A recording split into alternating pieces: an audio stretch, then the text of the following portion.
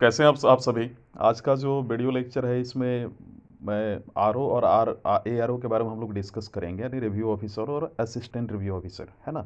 इसको हिंदी में हम लोग समीक्षा अधिकारी भी बोलते हैं, ठीक है। तो इस बारे में हम लोग आज जानकारी लेंगे और इस बारे में यहाँ पे मैंने टाइप नहीं किया है, इसके लिए मैं माफ़ी चाहूँगा, क्योंकि मैं यहाँ पे आपको लिख कर बताऊँगा।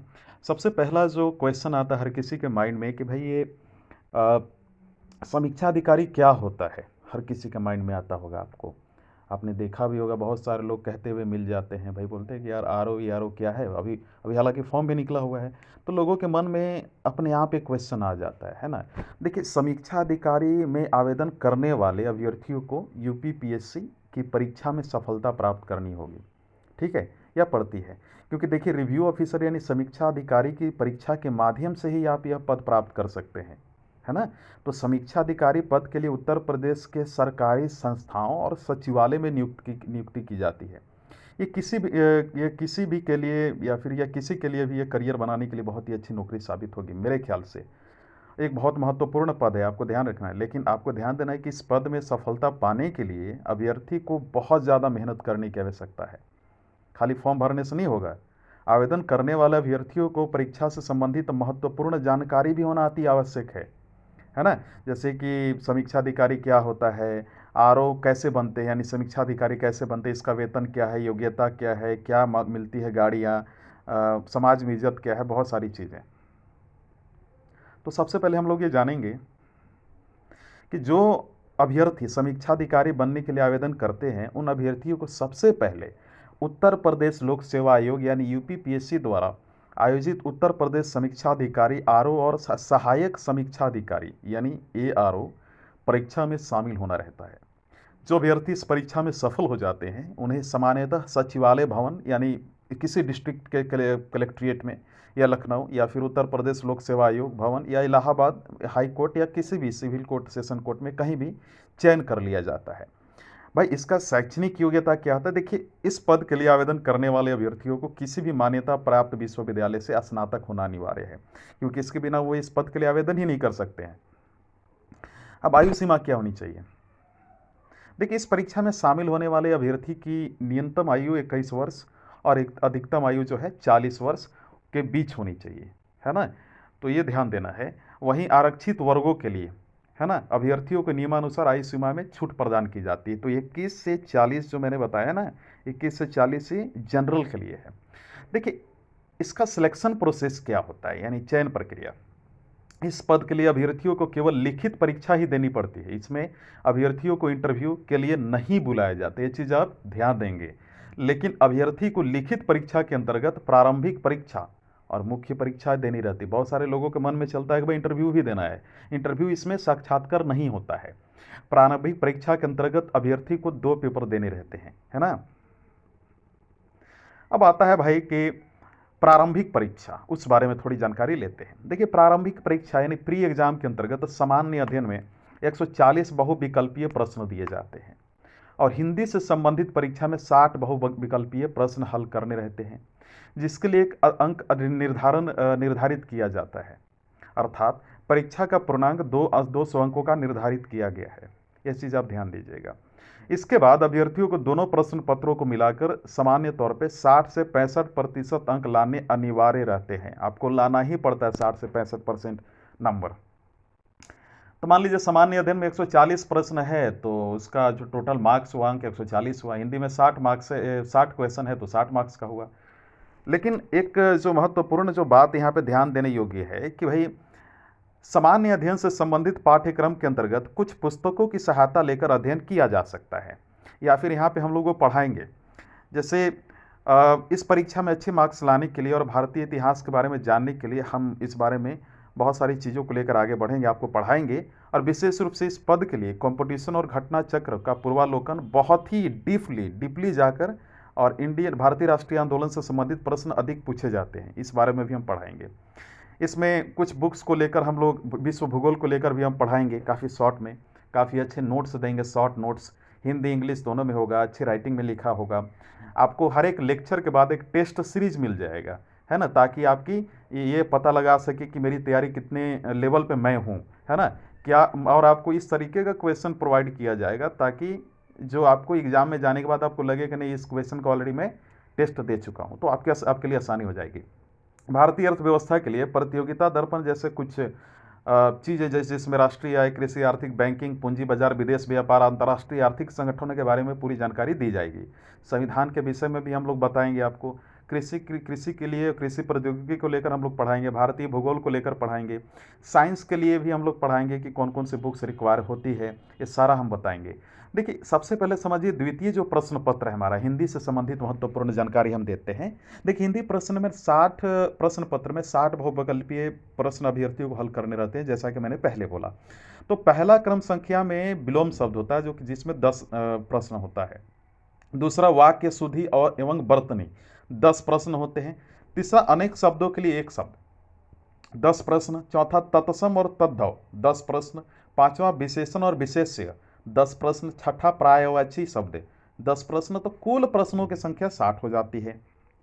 तो हिंदी प्रश्न पत्र से संबंधित कुछ पाठ्यक्रम भी हम लोग बताएंगे, जिसमें इसमें अच्छे अध्ययन के लिए भी हम लोग बुक्स बताएंगे। हालांकि कुछ लोग हरदेव बाहरी की बुक बोलते हैं, लेकिन मैं आपको बता दूं वो बहुत ज़्यादा आपके लिए थोड़ा एक्सटेंसिव हो जाएगा, बहुत ज़्यादा हो जाएगा, इसलिए हम लोग अपने तरीके से नोट्स देंगे।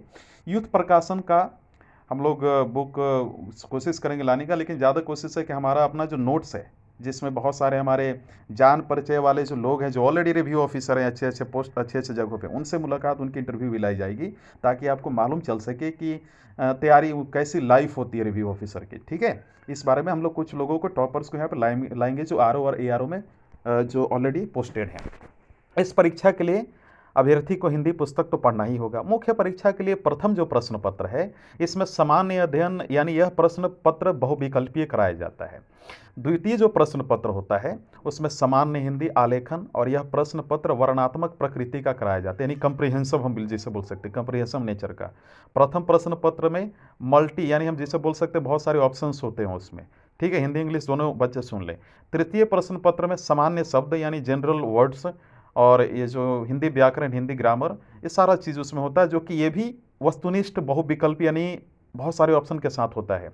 चतुर्थ प्रश्न पत्र जो होता है, इसमें हिंदी निबंध वर्णनात्मक प्रकृति के विषय में है, यानी कम्प्रिहेंसिव नेचर का होता है। आरओ मुख्य परीक्षा में कुल 400 अंक निर्धारित किए गए हैं, ध्यान दीजिएगा, जिसमें प्रथम प्रश्न पत्र जो है, सामान्य अध्ययन में अभ्यर्थियों की कुल 120 वस्तुनिष्ठ प्रश्नों को हल करना होता है, 120, जिसके लिए उन्हें अधिकतम 2 घंटे का ही समय दिया जाता है। हम लोग सब यहाँ पे बताएंगे कैसे क्या तैयारी करना है।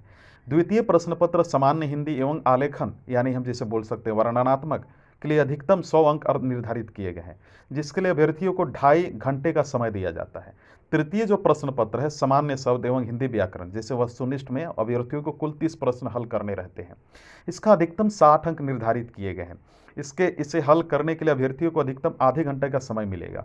जो चौथा प्रश्न पत्र होता है हिंदी निबंध के लिए, अधिकतम 120 अंक इसमें लिखे गए हैं, 120 अंक के होते हैं। इसे हल करने के लिए अभ्यर्थियों को अधिकतम 3 घंटे का समय दिया जाता है। तो पहले ध्यान देना है, पहला जो प्रश्न पत्र है उसमें सामान्य अध्ययन 120 क्वेश्चन, 2 घंटे का, 120 नंबर का। द्वितीय जो प्रश्न पत्र है सामान्य हिंदी एवं आलेखन, यानी जनरल हिंदी, जो 100 क्वेश्चन रहेगा, 2.5 घंटे का समय रहेगा, 2 घंटे 30 मिनट का, 100 अंक का रहेगा। तृतीय जो प्रश्न पत्र रहेगा वो सामान्य शब्द और हिंदी व्याकरण का रहता है, जिसमें 30 क्वेश्चन होता है, 30 मिनट का और 60 नंबर का। चतुर्थ जो प्रश्न पत्र होता है हिंदी निबंध, वो प्रश्न पत्र के अनुसार होता है, हालांकि 3 घंटे उसमें प्रश्न संख्या प्रश्न पत्र के अनुसार होता है, लेकिन हो सकता है कभी 4 दे दे, कभी 5, कभी बढ़ते घटते रहता है, हो सकता है ज़्यादा भी दे दे। तो 4 या 5 मत सोचना कितना ही आता है। समय 3 घंटे का, अंक 120 होता है। अब बात आती है जो सबसे आज के युवा में जो ARO के जो तैयारी कर रहे हैं उनको लेकर के, भाई इसकी सैलरी क्या है। देखिए, समीक्षा अधिकारी की जो सैलरी है ना, वो 9300 से लेकर 34,800 रुपये दिए जाते हैं, है ना, ये ध्यान दीजिएगा। तो समीक्षा अधिकारी के कार्य क्या रहते हैं? देखिए, समीक्षा अधिकारी का जो मुख्य कार्य मुख्य रूप से अनुभाग में प्राप्त होने वाले पत्रों की दैनिकी में अंकित करना, जो भी वहाँ से मिलेगा आपको डॉक्यूमेंट्स, उसको मेंशन करना कि डॉक्यूमेंट्स का सारा मेंटेनेंस करना, सजा कर रखना, और अनुभाग के लिए निर्धारित पंजियों का रख रखाव करना, कागज पत्रों पत्रावलियों के संचालन को सही सही अंकित करना रहता है। स्वच्छ प्रतियां और विवरण पत्र तैयार करना रहता है, मतलब शुद्ध माने अच्छे से, ऐसा नहीं कि अब गवर्नमेंट ऑफिस में है तो आपको बढ़िया से एकदम सब सिस्टमेटिक ढंग से सब तैयार करना होगा, है ना। कहीं अगर DM साहब मांग दिए तो कुछ अच्छे से आपको होना चाहिए, ऐसे नहीं कि इधर का कोई पेपर कहाँ पड़ा हुआ है, मतलब आप बड़े अधिकारी ग्रुप में आप जाएंगे तो आपको कोई डिमांड किया जाएगा, आप तुरंत उसको निकालेंगे, सिस्टम में भी रख सकते हैं, कंप्यूटर में, या फिर फाइल के हार्ड कॉपी ग्रुप में। इसके अलावा प्रतियों का मिलान करने, डॉक्यूमेंट्स का मिलान करने में अन्य सहायकों को सहायता प्रदान करना रहता है। समीक्षा अधिकारी निर्गत की जाने वाली समस्त डाक को पत्रवाहक पुस्तिका में अंकित करना तथा पत्रों को वितरित हो जाने के उपरांत पत्रवाहक पुस्तिका की जांच करता है। ये अधिकारी अपना कर्तव्य पूरा करने के लिए निर्गमन से पूर्व पत्रों के सभी संलग्नकों की जांच करते हैं, है ना। तो ये तो हम लोगों ने इसके बारे में बता दिया आपको, ठीक है। अब कुछ बच्चों का कुछ अपना, हम बोल सकते हैं कि अपना खुद का एक खुद का अपना उनका कुछ क्वेश्चन होता है। हालांकि मैं आपको बता दूं कि इंटरेक्टिव लाइव क्लासेस आपके यहाँ पे दिए जाएंगे, टोटल 150 आवर्स का, 150 घंटे का। कोशिश किया जाएगा कि 100 घंटे में ही कंप्लीट किया जाए। एक्सपर्ट फैकल्टीज, सॉरी 100 घंटे में बोल रहा हूँ, 100 घंटे बहुत ज़्यादा हो गया। मैंने तो क्लास लिया इसका बहुत कम लेक्चर, मैंने 75 क्लास में 70 से 75 क्लास में आपका अच्छे से कंप्लीट हो जाएगा, अच्छे से पूरा डिटेल से। अच्छा, एक्सपर्ट फैकल्टीज द्वारा काउंसलिंग सेशन होगा यहाँ पे। क्विक रिवीजन के लिए, यानी क्विक रिवीजन के लिए रिकॉर्ड किए गए वीडियो आपको 24 घंटा 7 दिन उपलब्ध हैं। आपके हमारे जो एक्सपर्ट्स हैं, विशेषज्ञों के साथ अनलिमिटेड डाउट्स का समाधान करेंगे। हम लोग लाइव आएंगे, आपसे कॉल पे बात करेंगे। परीक्षा का प्रयास करने का तरीका पर स्ट्रेटजी सेशन होगा, यानी कैसे तैयारी किया जाए। आपको हमारे जो विशेषज्ञ होते हैं, यानी खुद मैं पढ़ाऊंगा, और कुछ हमारे जो एक्सपर्ट्स होंगे वो आपको तैयारी के लिए टिप्स देंगे और टाइम मैनेजमेंट आपको बताएंगे कैसे क्या करना है। तो ये तो हम लोगों ने देखा। देखिए, अभी एक चीज़ समझना है ना। देखिए, आपको मैंने आरक्षित वर्ग के लिए नहीं बताया था, उसके लिए अंतर्गत ओबीसी में 3 वर्ष और अनुसूचित जाति और अनुसूचित जनजाति के लिए 5 वर्ष की छूट प्राप्त आप कर सकते हैं। ये चीज़ आप थोड़ा ध्यान दीजिएगा, है ना। चलिए, ये तो हो गया। और कुछ क्वेश्चन मैं बताता हूँ। अच्छा, एक क्वेश्चन और है कि इसका कट ऑफ कितना रहता है। देखिए, इसकी कट ऑफ सरकार द्वारा निर्धारित की जाती है ना। सामान्य अध्ययन के प्रश्न पत्र में औसत प्रदर्शन करते हुए यदि आप 140 में से 98 प्रश्न भी सही करते हैं और हिंदी में भी आप 50 भी सही करते हैं तो हिंदी पास करवा सकती है ना। क्योंकि आपका कुल स्कोर होगा 98, यानी जिस आपने सामान्य अध्ययन में अगर 98 किया और हिंदी में 50, तो टोटल 148 हो गया। तो परंतु इसके लिए भी आपको हिंदी में लगभग 45 प्रश्न सही करने का उद्देश्य बनाना ही होगा। मैं फिर से बता देता हूं, समीक्षा अधिकारी का जो सैलरी है उसका 9300 से 34,800 रुपये के साथ ही ग्रेड वेतन 4600 दिया जाता है ना। इसका आवेदन आपको कहाँ भरना होगा? ARO यानी समीक्षा अधिकारी का ऑनलाइन आवेदन इसके ऑफिशियल वेबसाइट पर जाकर भरना है, लोक सेवा आयोग का, है ना। इसका नोटिफिकेशन, इसका जो आवेदन शुल्क है आपको वहीं पे मिल जाएगा। ऑफलाइन माध्यम से जारी किए गए नोटिफिकेशन के अनुसार करना होता है ना। तो इस परीक्षा के लिए आवेदन शुल्क, परीक्षा शुल्क ऑनलाइन अथवा ऑफलाइन माध्यम से जारी किए गए नोटिफिकेशन के अनुसार करना होता है। और समीक्षा अधिकारी और सहायक समीक्षा अधिकारी के लिए प्रवेश पत्र परीक्षा से 10 दिन पहले ऑफिशियल वेबसाइट पर उपलब्ध या फिर पर ऑनलाइन उपलब्ध कराया जाता है ना। डेली अगर आप 6 घंटा अगर आप पढ़ते हो, 6 से 7 घंटा, तो आप इसको बहुत अच्छे रैंक के साथ निकाल सकते हो, अच्छे मार्क्स के साथ। अब यहाँ पे एक ध्यान देना है कि हम लोग अगर आप अच्छा रैंक प्राप्त करना चाहते हैं तो हमारे साथ आप जुड़कर तैयारी कीजिए। यू विल गेट, आपको अच्छा रैंक मिलेगा और आपको सारी जानकारियाँ मिलेगी, सारी डाउट्स क्लियर होंगी। ये चीज़ आप थोड़ा ध्यान दीजिएगा। समीक्षा अधिकारी के लिए जो क्वालिफिकेशन है मैंने आपको बता दिया है। समीक्षा अधिकारी की योग्यता मैंने बता दी है, कैसे बनना है ये भी मैंने बता दिया। देखिए, समीक्षा अधिकारी के लिए सबसे पहले आप ग्रेजुएशन पास करें। स्नातक पास करने के बाद सचिवालय समीक्षा अधिकारी भर्ती के लिए आवेदन करना होगा। राज्य सरकार समय समय पर सचिवालय के रिक्ति पदों की भर्ती के लिए नोटिफिकेशन जारी करती है। सभी राज्यों में राज्य लोक सेवा आयोग और खासकर उत्तर प्रदेश में समीक्षा अधिकारी के भर्ती के लिए एप्लीकेशन फॉर्म निकालती है, और सभी राज्यों में निकालती है, यहीं पे सिर्फ नहीं। जब समीक्षा अधिकारी का वैकेंसी निकलता है तो उस समय आपको आवेदन करना होगा। एप्लीकेशन फॉर्म भरने के बाद एग्जाम पास करना पड़ता है। सबसे पहले प्रारंभिक परीक्षा होता है, प्रीलिम्स एग्जाम के बाद मुख्य परीक्षा होता है। मुख्य परीक्षा प्रारंभिक परीक्षा पास करने वाले उम्मीदवारों के लिए होता है, इसमें कोई इंटरव्यू नहीं होता। मेंस एग्जाम पास करने के बाद तुरंत मेरिट लिस्ट तैयार किया जाता है और मेरिट लिस्ट के आधार पर समीक्षा अधिकारी का चयन होता है ना। यह ध्यान दीजिएगा। और मैंने आपको बता दी मुख्य परीक्षा के बारे में, अभी आपको बता दिया। देखिए, इनका काम क्या होता है फिर से मैं बताता हूँ। इनका मुख्य काम सचिव और मुख्य सचिव के कार्य में उनकी सहायता करना है। जिला के कार्यों का लेखा जोखा रखना है, जिलों का स्वच्छ प्रतियां और विवरण पत्र तैयार करना, अनुभाग में प्राप्त होने वाले पत्रों के दैनिक में अंकित करना और अनुभाग के लिए पंजियों का रख रखाव करना, तो आपको समझ में आ गया कि किस तरीके की जॉब है। दूसरी चीज़, इसकी समाज में बहुत ज़्यादा इज्जत है, इसको बहुत अच्छे नज़रिए से लोग देखते हैं, है ना। और आफ्टर ऑल आजकल बोला जाता है गवर्नमेंट जॉब मिलना मतलब भगवान से दर्शन होना, है ना। मैंने बता दिया ग्रेड पे 4800 है, गैजेटेड जॉब है, गैजेटेड अच्छा अधिकारी है, बहुत बड़े लेवल का। इसका अगर लेवल 8 यानी सेवेंथ पे कमीशन के अनुसार बात करें तो लेवल 8 की सैलरी मिलती है आपको। बेसिक पे यानी आपको 47,600 मिलेगा, यानी कुल मिला जुला के 60,000, लेकिन हाथ में आपको मिलेगा 54,000 से 55,000। ये चीज़ ध्यान दीजिएगा, 54,000 से 55,000 आपको हाथ में मिलेगा। और पहले आरओ और एआरओ का जो पोस्ट था उसको यूडीए और एलडीए के नाम से जाना जाता था, है ना। हालांकि इनका जो वर्क है क्लरिकल है, क्लर्क वाला है, और सहायक वाला जो है, इनके पास बहुत कम डिसीजन मेकिंग यानी पावर होता है, लेकिन हाँ बहुत ज़्यादा इनकी फैसिलिटी है। इनका सारा काम हाई कोर्ट में होता है अलग अलग तरीक़ों से, मैक्सिमम, है ना। और ये मेरे लिए दो प्रकार के सेक्शन में यहाँ पे होता है, जिसमें हाई कोर्ट में एक होता है जिसमें नॉन जुडिशियल में भी ये काम करते हैं, जहाँ पे इनको अकाउंट्स, रिक्रूटमेंट, इस्टाब्लिशमेंट, स्टेशनरी वाला जितना चीज़ है वो देखते हैं। जही दूसरी ओर ये स्पेशल अपील और कंटेम्प्ट और एफओ को भी देखते हैं, है ना। दो प्रकार का काम इनका होता है हाई कोर्ट में।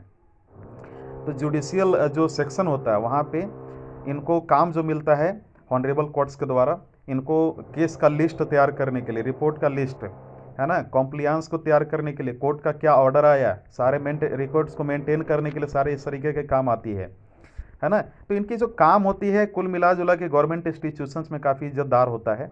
वर्क कल्चर यहाँ पे अगर हम बात करेंगे तो आपको ज़्यादातर एक आप बोलते हैं ना कि काफ़ी इंस्पायरेशन होता है, बड़ी मज़ा आता है, उस प्रकार का नहीं है, लेकिन होता है ना कि जिस काम को करें मज़े के साथ करें, अपने आप उसमें अच्छा आपको पॉजिटिव चीज़ें दिखने लगेंगी। तो देखिए यहाँ पे क्या खास तौर पे कि जुडिशियल जो सेक्शन होता है वहाँ पे रिसोर्सेज जो होता है, ऑफिस का स्पेस होता है, बहुत स्कैंटी होता है, बहुत भीड़ भाड़, मतलब चूँकि काम गवर्नमेंट ऑफिस है, हमेशा काम धंधा वहाँ पे लगा रहता है, सबसे बिजी ऑफिस मानी जाती है, प्रेशर रहेगा, क्योंकि आपको जो है काम एक समय निर्धारित सीमा में ही करना होगा, है ना। जब आप ज्वाइन करेंगे उसके पहले वीक में you would be given charge of some seat without any formal training. आपको बिना किसी ट्रेनिंग का आपको कुछ काम दे दिया जाएगा, है ना, जो कि काफ़ी रिस्की हो जाता है और जो कि आपके कोर्ट के वर्क को डायरेक्टली अफेक्ट करता है। हालांकि आपको इसका एक काफ़ी आपको अप्रेजल मिलता है, काफ़ी तारीफ भी की जाती है खुद जज के द्वारा, आपको कभी कभी इंसेंटिव दी जाती है ना। तो ये कुल मिला जुला के जो एक मेहनती लड़के हैं जो देश के लिए कुछ करना चाहते हैं उनके लिए है ना। हाँ, आप ये सब काम करेंगे तो आपको अलग अलग जो अच्छे अच्छे डीएम और एसपी आपको अच्छे नज़रिए से देखेगा। देखिए यहाँ पे क्या है, अगर आप ये सोचते हैं कि आपको यहाँ पे कोई चैम्बर मिलेगा, कुछ प्यून मिलेगा, कुछ अदर जैसे और अधिकारी को मिलता है अलग अलग डिपार्टमेंट में, तो मैं आपको यहाँ पे रोकना चाहूँगा। यहाँ पे कुछ आपको मिलने नहीं जा रहा, एक कुर्सी मिलेगा और एक टेबल ही मिलेगा बस आपको, है ना। लेकिन आपको सैलरी जो मिलेगा लेवल 8 के अनुसार 60,000 के आसपास मिलेगा। अच्छा, पहला जो प्रमोशन होता है सेक्शन ऑफिसर का और जो आरओ ऑफिसर का, 10 साल कंप्लीट करने के बाद एक आरओ के रूप में आपको सेक्शन ऑफिसर के रूप में मिलेगा। यानी आप 10 साल रिव्यू ऑफिसर समीक्षा अधिकारी की नौकरी करते हैं तो आपको सेक्शन ऑफिसर आप बनेंगे। और फिर इसके बाद 2 से 3 साल के बाद आप असिस्टेंट रजिस्ट्रार बन जाएंगे, है ना। और यहाँ पे फ्रॉम हियर यहाँ पे ओनली सुपरविजन वर्क से स्टार्ट, यहाँ पे आपका खाली सुपरविजन वाला काम शुरू होगा। लोगों को देखेंगे, जो नए नए अधिकारी आएंगे आरओ सेक्शन ऑफिसर का आप समीक्षा करेंगे, आप खाली बैठे बैठे कुर्सी पर ऑफिस में देखेंगे। अच्छा, यहाँ से जैसे ही आप असिस्टेंट रजिस्ट्रार बनेंगे, फिर डिप्टी रजिस्ट्रार बनेंगे, फिर ज्वाइंट रजिस्ट्रार बनेंगे, फिर रजिस्ट्रार बनेंगे, जिस तरीके से वैकेंसी होती है उस तरीके से आप बनते जाएंगे। फिर इसके बाद आप इन द फ्यूचर आप काफ़ी अच्छा आपका रिकॉर्ड रहा तो आप बेंच सेक्रेटरी भी बन सकते हैं, जो कि लेवल 10 का होता है, जो कि आरओ के 5 साल के सर्विस के बाद आदमी बनता है ना। तो ग्रेड पे अच्छा होता है, प्रमोशन यहाँ काफ़ी अच्छा है। दूसरे जैसे डीएसपी और एसडीएम का उतना अच्छा नहीं है जितना यहाँ पे है। अरे भाई, कष्ट भी करेंगे तो 10 ही साल करेंगे ना, इसके बाद तो लाइफ ही लाइफ अच्छा है।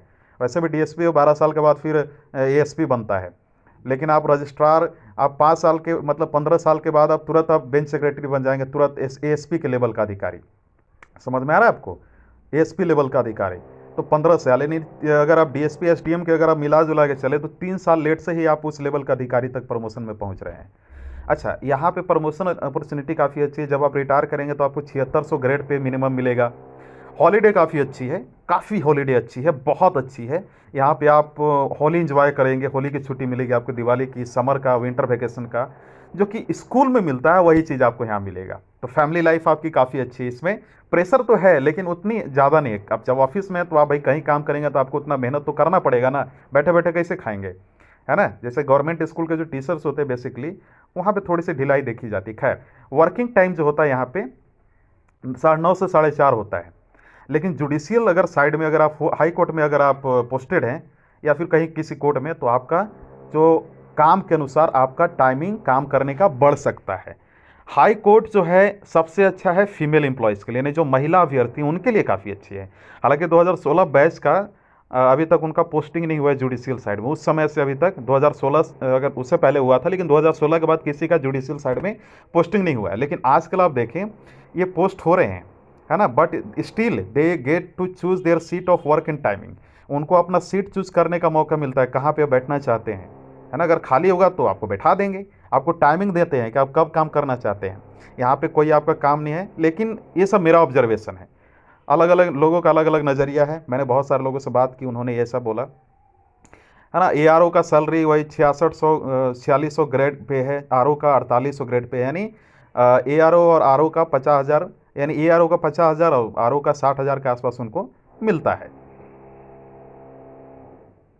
अच्छा, एक चीज़ ध्यान देना है कि इलाहाबाद हाई कोर्ट, अगला जो एडवांटेज है आपको कि इलाहाबाद हाई कोर्ट का जो पोस्टिंग है, मतलब another advantage of ARO RO जो समीक्षा अधिकारी की है, इलाहाबाद हाई कोर्ट में है। जो कि इलाहाबाद और लखनऊ के जो बेंच में, हाई कोर्ट में जो इस्टेब्लिश होता है, वहाँ पे अगर मिल गई आपको लाइफ तो काफ़ी अच्छी है। वहाँ पे मिलने का सबसे बढ़िया फ़ायदा है वहाँ पोस्टिंग होने का, कि लखनऊ और इलाहाबाद हाई कोर्ट में अच्छी सिटीज़ हैं। आपको फ्लैट्स मिल जाएगा, मॉल मिल जाएगा, स्कूल मिल जाएगा, कोचिंग इंस्टीट्यूट मिल जाएगा, हॉस्पिटल मिल जाएगा।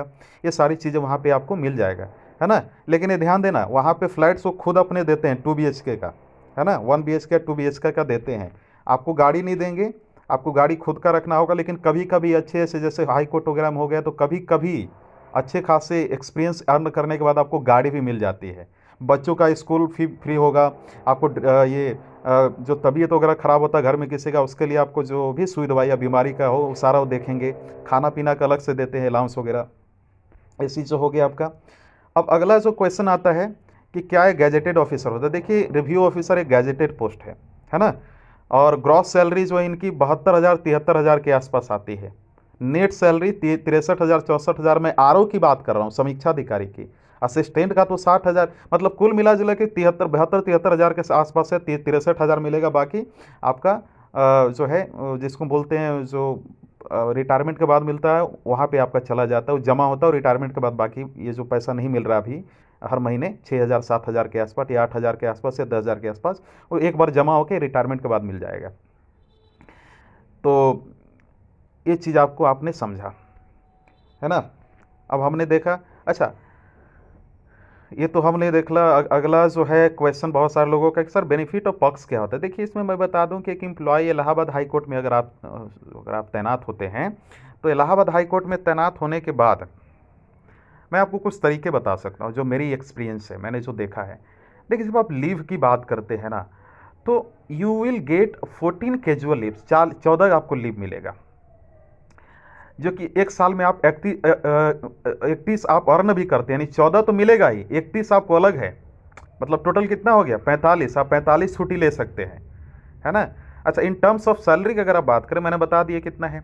जब आप ज्वाइन करेंगे तो 58,000 के आसपास मिलेगा, वही मतलब ARO के रूप में। अब RO करेंगे तो 63,000 के रूप में।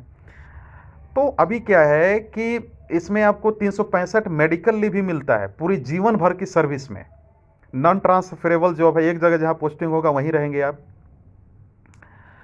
अच्छा, कुछ लोग बोलते हैं कि ये लाइफ अच्छी नहीं है। देखिए, मैं खुद बोलता हूँ, खुद जॉब इंजॉय करने के लिए।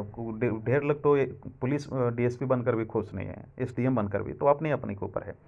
अच्छा, एक क्वेश्चन आता है, कुछ लोगों ने पूछा है कि अभी जो वैकेंसी निकला है ना, अभी इस बार का जो वैकेंसी निकला है RO का, उसमें आपको जो है फॉर्म भर देना है। जितना जल्दी हो सके भरिए, लेट मत कीजिए, जितना जल्दी हो सके आप भर दीजिए फॉर्म, है ना। अच्छा, एक चीज़ और मैं आपको बोल दे रहा हूँ कि इस बार का जो है जो जो आर ओ दी आर ओ की जो तैयारी जो मैं करवाऊंगा उसमें आपको पक्का मैं सिलेक्शन करवा दूंगा। इस बार 173 पोस्ट आया है, इस चीज़ का आप ध्यान दीजिएगा। तो चलिए, बाकी जो आपका क्वेश्चन होगा आप कमेंट सेक्शन में लिखिए, बाकी उसका जवाब दिया जाएगा। तो वीडियो देखने के लिए धन्यवाद। धन्यवाद।